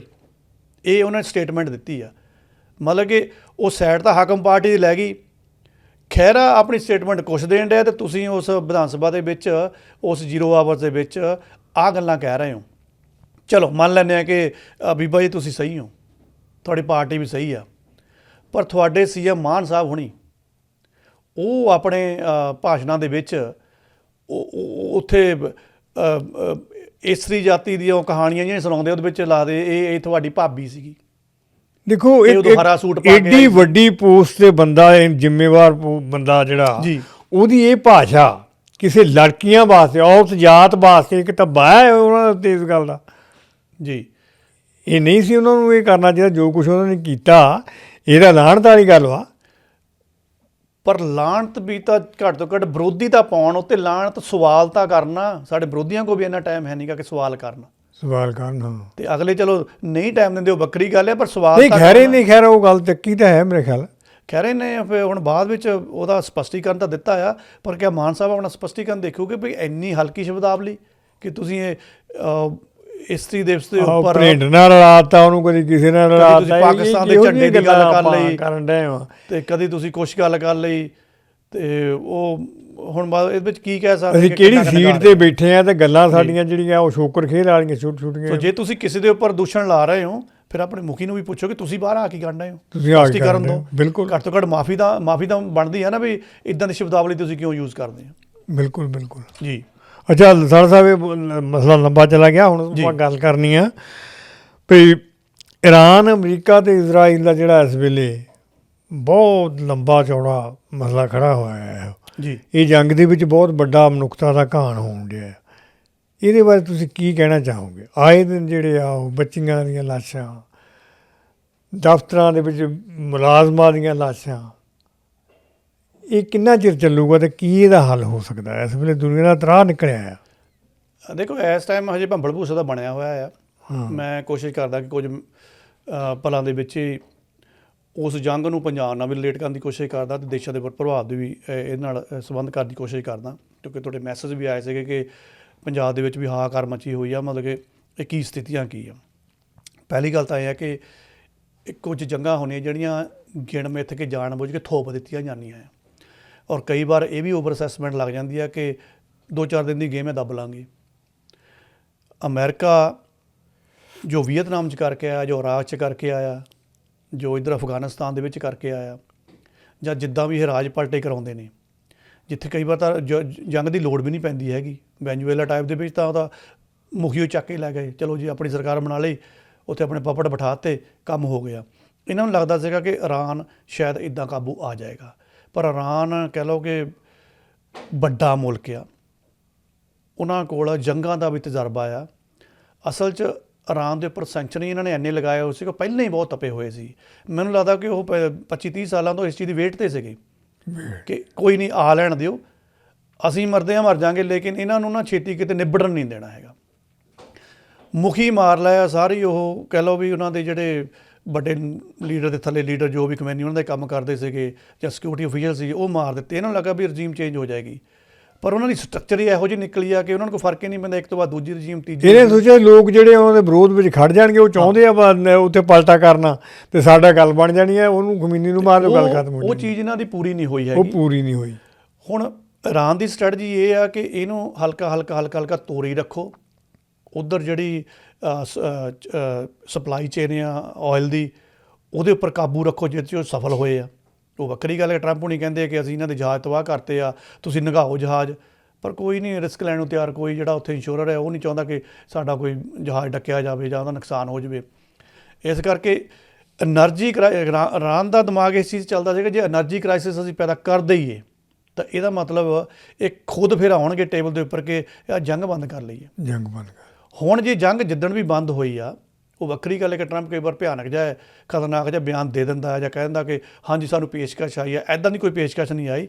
ਹੁਣ ਅਮਰੀਕਾ ਇਹ ਚਾਹੁੰਦਾ, ਕਿਉਂਕਿ ਉਹਦਾ ਆਪਣੇ ਕੰਟਰੀ 'ਚ ਵੀ ਵਿਰੋਧ ਆ, ਉਹ ਕ੍ਰਾਈਸਿਸ ਉਹਨਾਂ ਨੂੰ ਵੀ 75% ਲੋਕ ਕਹਿੰਦੇ ਉੱਥੇ ਉਹਨਾਂ ਦੇ ਖਿਲਾਫ ਹੋ ਗਏ। 38% ਲੋਕ ਆ ਜਿਹੜੇ ਸਿਰਫ ਹੱਕ 'ਚ ਆ, ਬਾਕੀ ਸਾਰੇ ਹੁਣ ਖਿਲਾਫ ਹੀ ਆ, ਕਿਉਂਕਿ ਮਹਿੰਗਾਈ ਵੀ ਵਧਣੀ ਆ, ਕ੍ਰਾਈਸਿਸ ਵੀ ਵਧਣਾ ਆ।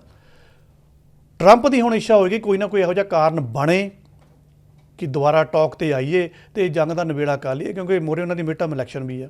ਅਗਰ ਮੈਂ ਗਲਤ ਨਾ ਹੋਵਾਂ ਤਾਂ ਸ਼ਾਇਦ ਰੂਸ ਦੇ ਪੁਤਨ ਦੇ ਨਾਲ ਟਰੰਪ ਸਾਹਿਬ ਦੀ ਗੱਲਬਾਤ ਹੋਈ ਘੰਟਾ। ਹਾਂਜੀ, ਉਹਦੇ ਵਿੱਚ ਇਹਨਾਂ ਨੇ ਮੰਨਿਆ ਕਿ ਟਰੰਪ ਪ੍ਰਸ਼ਾਸਨ ਨੇ ਪੁਤਨ ਨੂੰ ਫੋਨ ਕੀਤਾ ਆ।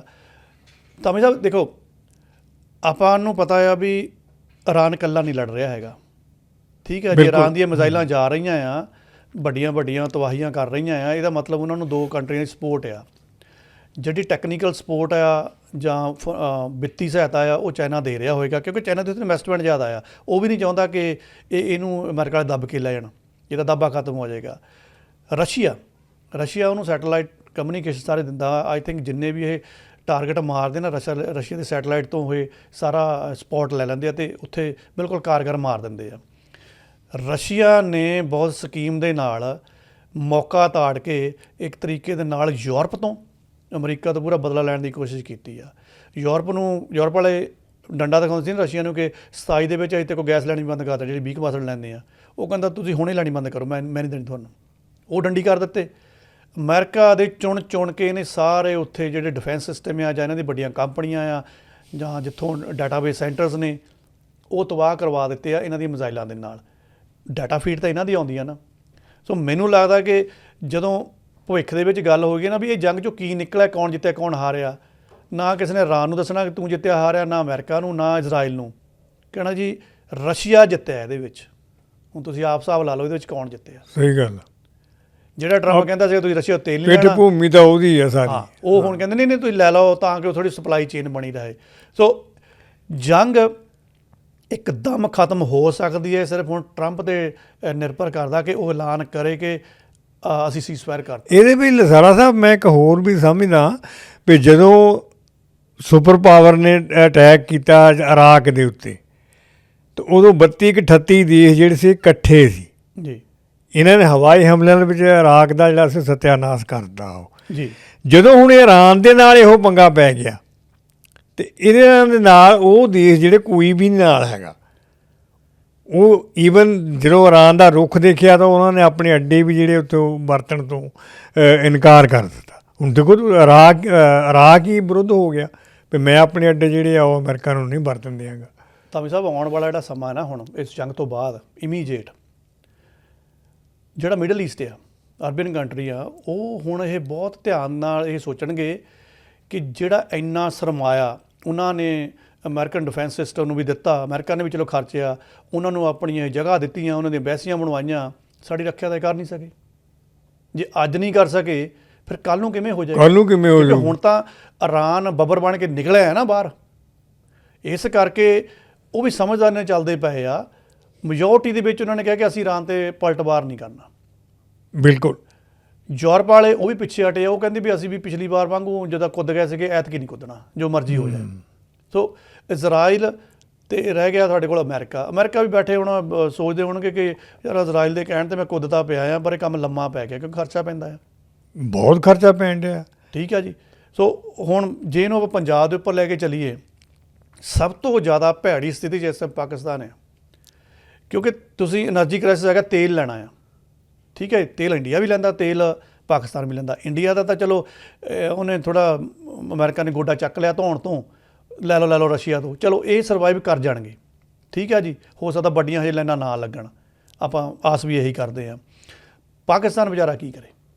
ਪਾਕਿਸਤਾਨ ਦੇ ਤਾਂ ਖਜ਼ਾਨੇ 'ਚ ਆਪਣੇ ਕੋਲ ਵੈਸੇ ਹੀ ਪੈਸੇ, ਯਾਨੀ ਕਿ ਉੱਪਰੋਂ ਤੇਲ ਦੇ ਪ੍ਰਾਈਸਿਸ ਜ਼ਿਆਦਾ ਵੱਧ ਗਏ ਆ, ਇੱਕਦਮ ਉਹਨਾਂ ਦੇ 55 ਰੁਪਏ ਫਿਊਲ ਦੇ ਪ੍ਰਾਈਸਿਸ ਅਪ ਹੋ ਗਏ ਆ। ਤੁਸੀਂ ਇਹ ਦੇਖੋ ਵੀ ਉੱਥੇ ਮਹਿੰਗਾਈ ਕਿੰਨੀ ਵਧਣੀ ਆ। ਉਹ ਤਾਂ ਦਿਵਾਲੀਆਪਨ ਨਾਲ ਨੂੰ ਚੱਲ ਜਾਏਗਾ। ਦਵਾਈ ਕੋਲ ਪੈਸੇ ਮੰਗਣ ਗਏ ਆ, ਉਹ ਕਹਿੰਦੇ ਵੀ ਅਸੀਂ ਤਾਂ ਆਪ ਫਸੇ ਹੋਏ ਆ, ਤੂੰ ਫੇਰ ਦੁਬਾਰਾ ਮੰਗਣ ਸਾਡੇ ਕੋਲ ਆ ਗਿਆ ਆ। ਬਿਲਕੁਲ। ਉੱਪਰੋਂ ਇਰਾਨ ਵਾਲੇ ਵਿਅਕਤੀਆਂ ਦਿਖਾਉਂਦੇ ਆ ਉਹਨੂੰ ਵੀ ਤੂੰ ਚੁੱਪ ਚਪੀਤੀ ਅਮਰੀਕਾ ਦੇ ਮਗਰ ਤੁਰਿਆ ਹੋਇਆ, ਜੇ ਤੇਰੇ ਨੂੰ ਸਾਨੂੰ ਪਤਾ ਲੱਗਾ ਜਹਾਜ਼ ਚੜ੍ਹਿਆ ਅਸੀਂ ਤੈਨੂੰ ਵੀ ਨੱਪ ਲੈਣਾ ਆ। ਸੋ ਇਰਾਨ ਵੀ ਸਾਡਾ ਇੱਕ ਅੱਛਾ ਦੋਸਤ ਸੀਗਾ, ਲੇਕਿਨ ਇਸ ਨੂੰ ਗਵਾ ਲਿਆ। ਚਲੋ ਉਹ ਹੁਣ ਜਿਹੜੀਆਂ ਵੀ ਸੈਂਟਰ ਦੀਆਂ ਗਿਟਮਿਟਾਂ ਹੋਣੀਆਂ, ਇਹ ਥੋੜ੍ਹਾ ਇਜ਼ਰਾਈਲ ਦੇ ਨੂੰ ਥੋੜ੍ਹਾ ਜ਼ਿਆਦਾ ਹੋ ਗਏ ਸੀਗੇ। ਤੇ ਇੱਕ ਆਰਥਿਕ ਮੰਦੀ ਦਾ ਸਾਹਮਣਾ ਤਾਂ ਹੁਣ ਪੂਰੀ ਦੁਨੀਆ ਨੂੰ ਕਰਨਾ ਪੈਣਾ। ਬਿਲਕੁਲ। ਇੱਧਰ ਨਿਊਜ਼ੀਲੈਂਡ, ਆਸਟ੍ਰੇਲੀਆ ਹੀ ਦੇਖ ਲਓ ਤੁਸੀਂ। ਆਸਟ੍ਰੇਲੀਆ ਦੇ ਵਿੱਚ $2.5 ਨੂੰ ਡੀਜ਼ਲ ਪੈਟਰੋਲ ਪਹੁੰਚਣ ਲੱਗਾ ਹੋਇਆ ਹੈ, ਹਜੇ 12 ਕੁ ਦਿਨ ਹੀ ਹੋਏ ਆ ਨਾ। ਸੋ ਹਰੇਕ ਘਰ ਨੂੰ ਸੇਕ ਲੱਗਦਾ ਆ। ਜਿਹੜੇ ਪਹਿਲਾਂ ਬੜੇ ਚਾਵਾਂ ਦੇ ਨਾਲ ਹੁੰਦੇ ਸੀ, ਜੰਗ ਲੱਗੀ ਨਹੀਂ ਹਜੇ। ਮੈਂ ਪੰਜਾਬ ਦੇ ਮੀਡੀਆ ਦੀ ਗੱਲ ਕਰਦਾ, ਜਿਹੜੀ ਸੋਸ਼ਲ ਮੀਡੀਆ ਦੇ ਉੱਪਰ ਟੱਪਦੀ ਹੁੰਦੀ ਆ। ਸੋ ਗੁੱਸਾ ਮਨਾਉਣਗੇ, ਚਲੋ ਹੁਣ ਮੈਂ ਇਹਦੇ ਵਿੱਚ ਕੀ ਕਰ ਸਕਦਾ, ਜੰਗ ਲੱਗੀ ਨਹੀਂ ਹਜੇ। ਹੈ ਆਹ ਲਿਖ ਦਿਓ, ਜੰਗ ਲੱਗ ਗਈ ਹੈ। ਤੁਹਾਡੇ ਸਿਲੰਡਰਾਂ ਦੇ ਉੱਪਰ ਕੰਡੀਸ਼ਨਾਂ ਲੱਗ ਗਈਆਂ ਕਿ ਇੱਕ ਸਿਲੰਡਰ ਘਰ ਦਾ ਤੁਸੀਂ ਰਹਿ ਲਿਆ ਘਰੇਲੂ ਦਾ, 24 ਦਿਨਾਂ ਬਾਅਦ ਅਗਲਾ ਮਿਲੂਗਾ। ਇਸ ਟਾਈਮ ਧਾਮੀ ਸਾਹਿਬ 3500 ਤੋਂ 4000 ਦੇ ਵਿੱਚ ਬਲੈਕ ਸਿਲੰਡਰ ਚੱਲਣ ਲੱਗ ਪਿਆ ਆ। ਹੋਟਲ ਢਾਬੇ ਬੰਦ ਹੋਣੇ ਸ਼ੁਰੂ ਹੋ ਗਏ ਆ। 20% ਦਾ ਬਿਜ਼ਨਸ ਖਤਮ ਹੋ ਗਿਆ ਕਿਉਂਕਿ ਕਮਰਸ਼ੀਅਲ ਗੈਸ ਸਿਲੰਡਰ ਨਹੀਂ ਮਿਲ ਰਿਹਾ ਹੈਗਾ। ਆਮ ਆਦਮੀ ਕੀ ਕਰੂਗਾ? ਇਹ ਅਮੀਰ ਆਦਮੀ ਤਾਂ ਲੈ ਲਊਗਾ 4000 5000 ਚ ਲੈ ਲਊਗਾ, 6 ਚ ਵੀ ਲੈ ਲਊ, 10 ਚ ਲੈ ਲਊ। ਆਮ ਆਦਮੀ ਨੂੰ ਕਿੱਥੋਂ ਉਹ ਕਿੱਦਾਂ ਪੂਰਤੀ ਆਪਣੀ ਕਰੂਗਾ? ਧਾਮੀ ਸਾਹਿਬ ਦੇਖਣਾ ਹੁੰਦਾ ਕਿ ਜੰਗ ਕਿੱਥੇ ਵੀ ਲੱਗਦੀ ਆ, ਉਹਦਾ ਸੇਕ ਫਿਰ ਆਮ ਆਦਮੀ ਤੱਕ ਪਹੁੰਚਦਾ, ਚਾਹੇ ਉਹ ਜਿੱਥੇ ਮਰਜ਼ੀ ਬੈਠਾ ਆ, ਉਹਦਾ ਹੁਣ ਸੇਕ ਪਹੁੰਚਣਾ ਸ਼ੁਰੂ ਹੋ ਗਿਆ ਹੈ। ਇਹ ਨਿਰੀ ਪੂਰੀ ਤੇਲ ਦੀ ਜਾਂ ਗੈਸ ਦੀ ਗੱਲ ਨਹੀਂ ਹੈਗੀ। ਉਹ ਤੋਂ ਬਾਅਦ ਹਰ ਚੀਜ਼ ਮਹਿੰਗੀ ਹੋਣੀ ਹੈ।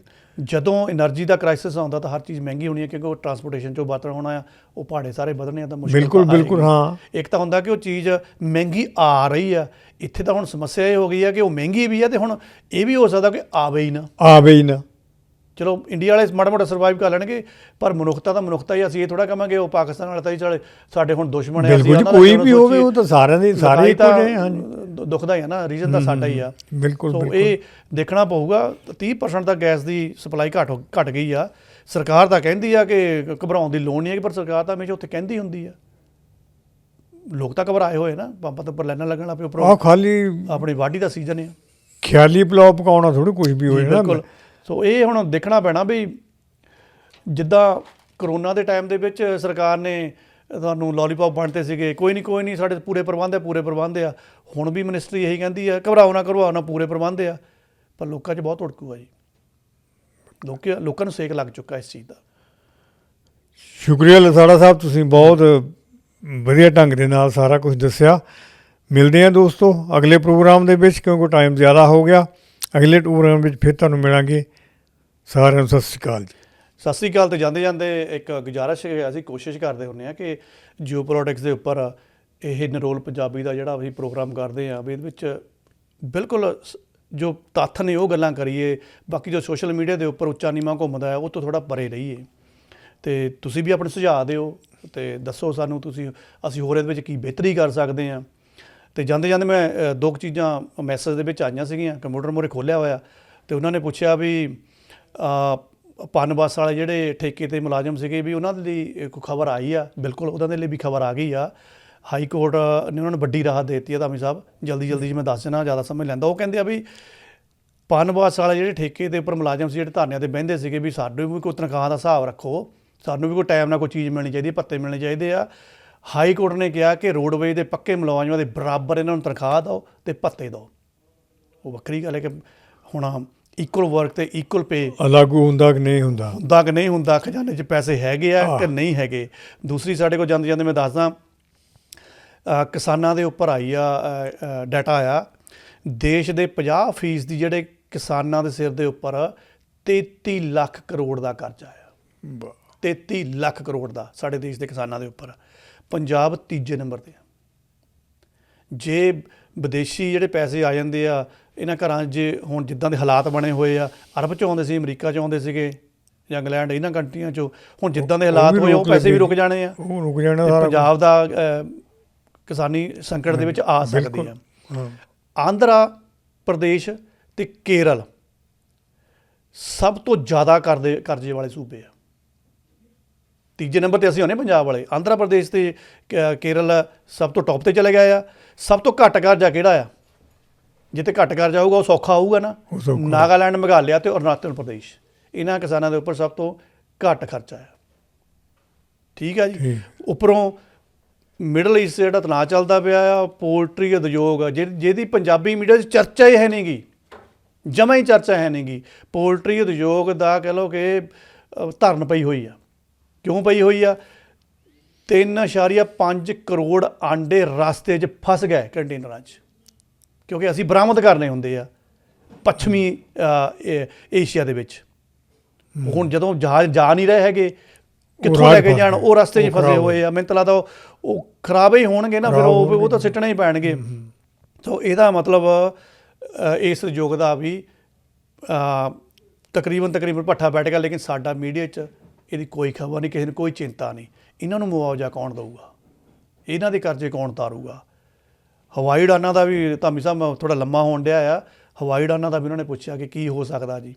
ਦੇਖੋ ਜੀ, ਜਿਹੜੀਆਂ ਤਾਂ ਜਿੱਦਾਂ ਮਲੇਸ਼ੀਅਨ ਏਅਰਲਾਈਨ ਹੈ, ਸਿੰਗਾਪੁਰ ਹੈ, ਥਾਈ ਹੈ, ਜਿਹੜੇ ਤਾਂ ਇੱਧਰਲੇ ਰੂਟ ਆ, ਜਿਨ੍ਹਾਂ ਨੇ ਯੂਰਪ ਨੂੰ ਟੱਚ ਕਰਨਾ ਜਾਂ US ਨੂੰ ਟੱਚ ਕਰਨਾ ਆ, ਉਹ ਤਾਂ, ਜਾਂ ਆਸਟ੍ਰੇਲੀਆ, ਨਿਊਜ਼ੀਲੈਂਡ ਟੱਚ ਕਰਨਾ, ਉਹਨਾਂ ਨੂੰ ਤਾਂ ਕੋਈ ਮੁਸ਼ਕਿਲ ਨਹੀਂ, ਉਹ ਤਾਂ ਚੱਲ ਰਹੀਆਂ ਆ।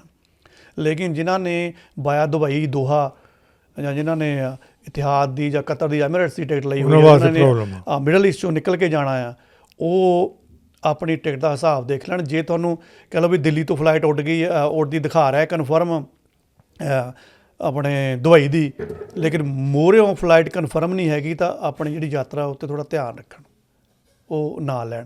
ਫਿਲਹਾਲ ਏਅਰਲਾਈਨਾਂ ਨੇ ਇਹ ਕਿਹਾ ਕਿ ਤੁਸੀਂ ਫੁੱਲ ਰਿਫੰਡ ਲੈ ਸਕਦੇ ਆ, ਜਾਂ ਤੁਸੀਂ ਰੀਸਕੈਜੂਲਿੰਗ ਕਰਾ ਲਓ।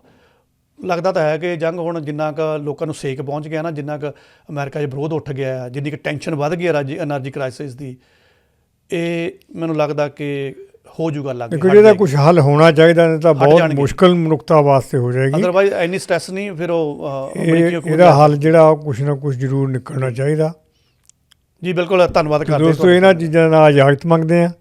ਸਤਿ ਸ਼੍ਰੀ ਅਕਾਲ ਜੀ। ਸ਼ੁਕਰੀਆ ਜੀ।